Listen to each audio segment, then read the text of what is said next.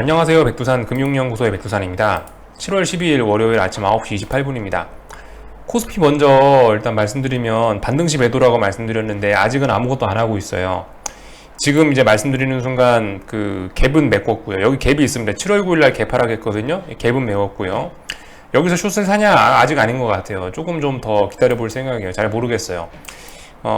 분봉상 보면은 좀 더 올라올 여지가 있거든요. 제 생각엔 분봉상 추세선들을 기준으로 해서 좀 해볼까 합니다. 예를 들면 432 아니면 434 정도까지는 올라올 수 있다라고 보고 있어요.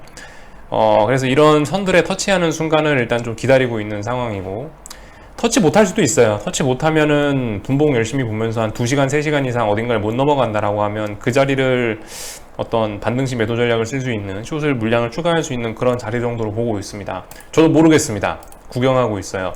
다만 이제 지금은 아닌 것 같아서 좀 더 올라올 수 있는 여지가 있는 것 같아서 구경하고 있어요. 하여튼 미국 시장으로 좀 넘어가서 좀 이야기를 좀 드려보자면, 일단 미국 시장 간단하게 살펴보면 미국은 예상보다 훨씬 강한 모습을 보이고 있습니다. 한국은 예상보다 훨씬 약한 모습을 보이고 있고, 한국은 코스피는 일봉상으로 하락 추세가 만들어지고 있고, 미국 증시 같은 경우는 어젯밤에 S&P가 또 신고가를 또 썼죠. 특별한 재료가 있었던 건 아니고 아무튼 반등입니다. 반등의 의미죠. 반등의 의미. 눌림이 나왔다가 이제 다시 반등하면서 이제 그 반등이 정말 강력했다. 뭐 그 정도 의미지. 뭐 특별한 뭐 재료가 있어갖고 오르고 일단 그런 것 같지는 않고, 일단 뭐 아직까지 기술적인 의미들만 부여하겠습니다. 특별한 뉴스가 있고 그런 건 아니었거든요. 하여튼 뭐 이런 일들이 있었고, 그래서 그림을 보면은 이렇다. 하루 종일 원웨이로 올랐고 전 종목이 다 올랐고 1%대로 올랐다라는 겁니다. S&P 같은 거 잠깐 그림을 좀 보면은 이 정도? 코스피는 무거운 저항이라 했죠. 근데 S&P 나스닥은 가벼운 저항이라 했습니다. 근데 아무리 가볍더라도 이걸 이렇게 하루 만에 넘어갈 줄은 몰랐거든요. 아무튼 S&P인데 하루 만에 이거 넘어갔어요. 가벼운 저항을 하루 만에 넘어갔습니다. 이제 급등의 가능성도 열어놔야 돼요. 물론 여기서 꼭 급등한다 이건 아니에요. 어떻게 될지 몰라요. 어떻게 될지 모르겠는데, 물론 여기서 다시 음봉으로 되돌리면 끝이죠. 근데 아무튼 이렇게 된 이상은 이제 변동성 확대의 가능성을 열어놔야 됩니다. 그죠? 미국장 적당히 이렇게 오르다가 기울기가 한번 가팔라졌죠. 가팔라졌었는데 지금 눌림 나오고 나서 더 가팔라지고 있으니까 앞으로 정말 가파르게 더 오를 수 있을지 여부를 지켜봐야 될 것 같습니다. 오늘 밤도 안 빠지고 또 올라가면 이제 아마 이제 급등한다, 오버슈팅 나온다라고 보는 게 맞긴 맞겠죠. 나스닥 같은 경우는 아직 그 가벼운 저항을 돌파하지 못했지만 일단 박스권 보시면 될 것 같은데, 일단 S&P 분위기가 좋으니까 뭐 얘도 아마 딸려 올라가지 않을까 싶습니다. S&P가 올라간다면 얘도 딸려 올라가지 않을까라는 생각 하면서 보고 있습니다. 아무튼 미국은 이 하루 만에 거의 뭐 이런 쇼크를 다 극복하는 모습이 나오면서 사실상 어떤 뭐 하여튼 뭐 급등 가능성도 열려있다. 뭐 계속 이 정도로 보면 될 것 같습니다. 하여튼 어제 주식시장이 강력하게 반등을 하니까 달러 인덱스 내려오고, 당연히 안전자산 선호가 없어졌죠. 위험자산 선호로 갔으니까 달러 약세 나오고 금리도 좀 오르고 이랬는데요. 하여튼 계속 말씀드리지만 이 달러 같은 경우는 일단 상승 중 조정인 것 같다. 92.5라는 자리가 굉장히 중요한 저항이기 때문에 이 부분에서 매물 소화하고 있는 것 같다라는 이야기를 드리고 있고요. 달러의 상승 추세, 강달러로 가는 건 사실상 이제 기정사실인 것 같은데, 다만 이제 타이밍이라든가 기술적인 이런 부분을 소화하느라고 지금 버벅거리는 것 같다, 이런 이야기 계속 드리고 있죠. 금리 같은 경우는 뭐 보시다시피 일단 어젯밤엔 반등을 했지만 일단 계속 이 아래쪽으로 처지고 있는 이 모습은 계속 추세적으로 진행이 되고 있는 것 같습니다. 아무튼 이 점이 조금 좀 신경이 좀 쓰이긴 하죠. 어쨌든 계속 사람들이 채권을 사긴 사는 거거든요. 채권을 계속 사니까 금리가 떨어지는 건데, 채권 산다는 게 아무튼 이 별로 주식시장에 좋은 거는 아니긴 하겠죠. 그죠? 금리가 내려온다는 게 아무튼 주식시장에 그렇게 좋게 작용하진 않을 겁니다. 이건 어쨌든 별로 안 좋은 모습일 거예요. 어젯밤에 물론 반등하긴 했는데 이거 양봉 하나로 이거를 지금 뒤집었다라고 이야기할 수는 없습니다. 아무튼 금리는 아직까지 계속 아래쪽으로 쭉쭉 처지고 있는 상황 중에서 일단 하루 반등이 나온 이런 모습이 일단 눈에 띄고 있습니다. 당연히 한국도 오늘 좋겠죠. 오늘 안 좋을 수가 없을 거예요. 달러가 그렇게 내려왔으니까. 지금까지 그 달러 강세 때문에 결국 코스피가 말아먹은 건데, 오늘 달러가 좀 약세를 보이고 원달러 환율이 조정을 좀 보이니까 당연히 오늘 한국 시장 일단 좋긴 좋을 겁니다. 그래서 일단 뭐 아무튼 반등시 매도란 이야기를 드렸는데, 일단 반등하고 있긴 한데 조금 더 올라올 수 있는 것 같아서 일단 좀 더 눈치를 좀 볼 생각이고요. 그래서 아마 오늘 일단 조금 좀 눈치를 오늘 좀 눈치를 봐야 되기 때문에 좀 긴장하면서 보긴 볼 건데, 왠지 느낌상 아무것도 아무것도 안 하고 마감할 것 같다라는 생각이 좀 들긴 들고 있습니다. 미국이 너무 강하니까 일단은 아무것도 안 하는 게 좋지 않을까라는 생각 정도 해보고 있어요.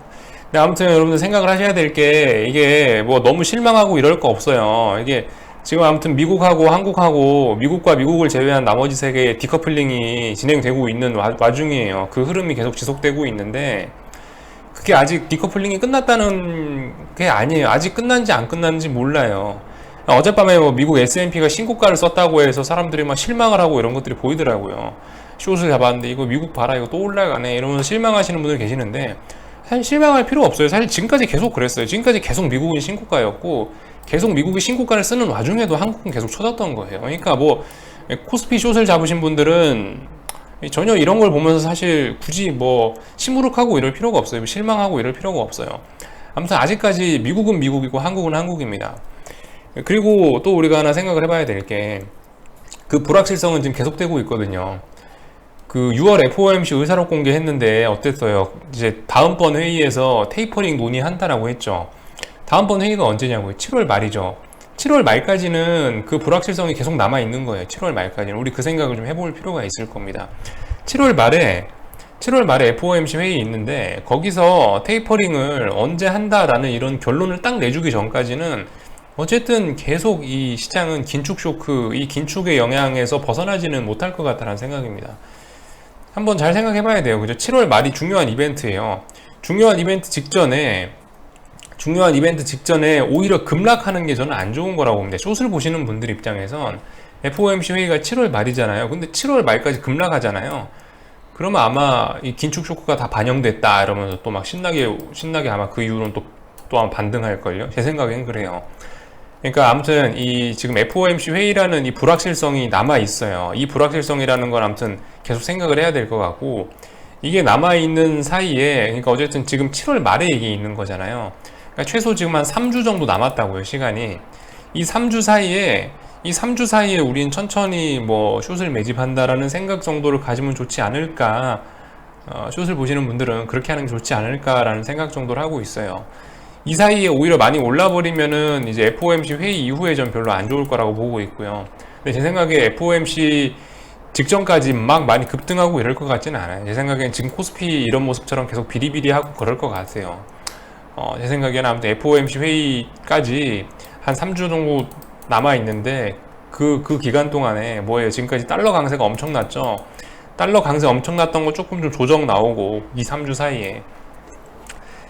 코스피 같은 경우는 지금 이제 조금 빠지다가 이제 반등 올라오고 있죠. 그러니까 조금 올라오다 반등 올라오고 있는데, 이 앞으로 남은 3주 사이에, 이 사이에 뭐 뭔가 숏을 매집하는 뭐 그런 것들 정도 하면 괜찮을 것 같다는 생각이고, 아무튼 그렇습니다. 불확실성 제거가 7월 말에 된단 말이죠. 그러니까 7월 말에 뭐 움직일 거예요. 그러니까 지금 앞으로 이 3주 정도의 움직임은 대부분 아마 그런 걸 겁니다. 이 이벤트 이후의 어떤 움직임, 이거를 준비하는 과정이 펼쳐질 거다라는 게 일단 저의 생각입니다. 이게 한 3주 정도 남았다라는 겁니다.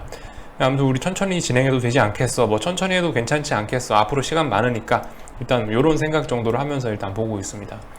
지금 뭐니 해도 아무튼 긴축 불안감이죠. 그죠? 그 테이퍼링 논의, 그게 아무튼 시장의 핫 이슈인데, 그게 언제 이벤트가 해소되는지 한번 생각해 보시고 거기에 맞춰서 대응하면 괜찮을 것 같다 라는 이야기를 좀 드려봤고요. 뭐 미국장, 그죠? 뭐 미국장 대충 살펴봤습니다. 오늘 보다 보니까 이제 애널리스트들 보고서들 중에 재밌는 게 하나 있긴 있던데, 하나대투에서 나온 거, 뭐 화수분 전략이라는 건데, 오프인지 온인지 헷갈리는 시장이다 라고 나와 있습니다. 그 리스크 오프인지 리스크 온인지 헷갈리는 모습이다. 뭐가 헷갈리냐? 리스크 오프 신호로, 리스크 오프, 그러니까 주식 팔자 리스크 오프라는 신호로 미국 금리 하락을 갖고 나가고, 왜냐면 그죠, 안전자산 써놓으니까 금리 하락이 리스크 오프 신호다, 반면에 국제유가 상승세 유지는 리스크 온 신호다 라고 하면서 이렇게 일단 이야기를 하고 있습니다. 뭐 그 외에도 뭐 경기 서프라이즈 지수, 뭐 구리 가격, BDI 상승세, 뭐 이런 것들, 이런 것들을 다양한 이유로 제시들을 하고 있는데, 한편으로 보면서 전 이런 생각도 좀 들긴 들어요. 여전히 지금 보면은 리스크 온이라고 이 사람이 가지고 나온 재료들이 국제유가 상승세 유지, 그리고 구리 가격과 BDI 상승세, 이런 이야기들 나오고 있잖아요. 이런 것들이 뭐냐면 인플레이션이 계속 지금도 올라가고 있다는 증거일 수도 있습니다.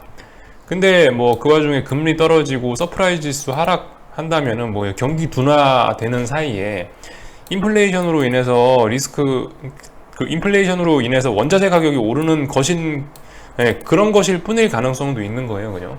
이런 것들이 스태그플레이션 가능성을 보여주는 것일 수도 있습니다. 어떻게 해석해야 될지 아직까지는 잘 모르겠지만은 하여튼 그렇습니다. 국제유가 같은 거나 구리나 BDI 이런 것들을 보시면 최근에 연준이 돈 풀어갖고 그에 가장 수혜를 많이 본 것들 아니에요. 원자재라든가 BDI 지수라든가 이런 것들 다 인플레이션에 밀접한 영향을 인플레이션의 수혜를 받았던 그런 것들인데, 이런 것들이. 근데 지금 이제 그 와중에 이제 금리 하락 리스크 나오고 경기 서프라이즈 지수 하락 이런 이야기들 나오면 어떻게 되겠습니까? 이게 스태그플레이션 가능성도 있긴 있겠죠. 아무튼 아직까지 헷갈리는 시장이긴 하다, 이런 모습이긴 합니다. 헷갈리는 시장인데 이런 지금 헷갈리는 모습들을 아무튼 보여주고 있는 게 맞긴 맞는데요. 금융시장도 그렇고. 근데 아무튼 이 와중에 헷갈리는 와중에 지금 디커플링 진행 중이다라는 거 생각해야 되겠죠. 미국은 미국이고 한국은 한국이다라는 점 생각을 해봐야 될 거고요.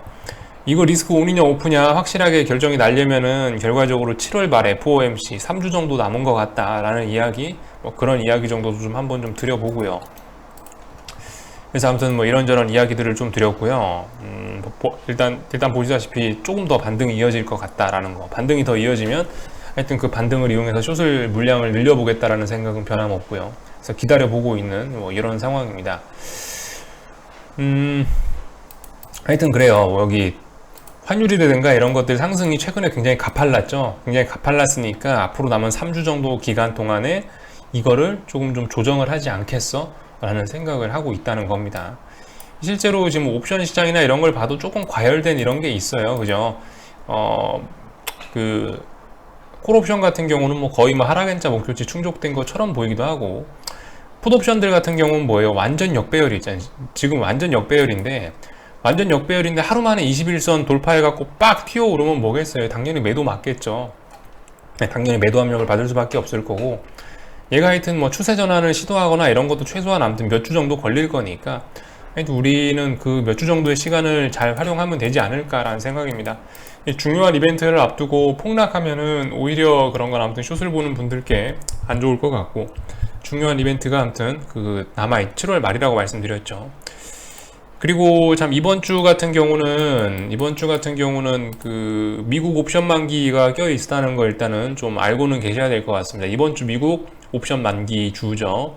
그래서 금요일 날이 아마 만기일일 겁니다. 16일 날 만기일일 거고, 글쎄요. 그래서 하여튼 여전히 급등 가능성도 있어 보이긴 한다. 이런 점들을 일단 말씀을 드렸습니다. 하여튼 기다려 볼 거예요. 아직까지 한국 지금 뭘 할 생각은 아니고, 오늘 보시면 전반적으로 지금 시장이 강합니다. 이거 오늘 아침에 이거 코스피 시가총액 순으로 나열한 건데, 아침에 쫙 봤더니 전반적으로 좀 음봉이더라고요. 거의 다 갭상승해서 음봉을 보여주는데, 지금 이제 영상 녹화하는 사이에 대부분 또 양봉이 좀 많아지긴 많아졌습니다. 그러니까 오늘 일단 이런 모습 보이면 글쎄 하루 종일 좀 더 올라가겠다라는 모습이 아닌가 싶기도 합니다. 아무튼 여러분들 미국이 올라가는 거지, 미국이 올라간다고 한국이 따라 올라가는 건 아니다라는 거, 좀 그런 점들을 좀 잘 생각을 해보셨으면 좋겠습니다. 거의 다들 한 얘기인 것 같고요. 여기까지 할게요. 궁금한 거는 리플 남겨주시고요. 또 저녁에 뵙도록 하겠습니다.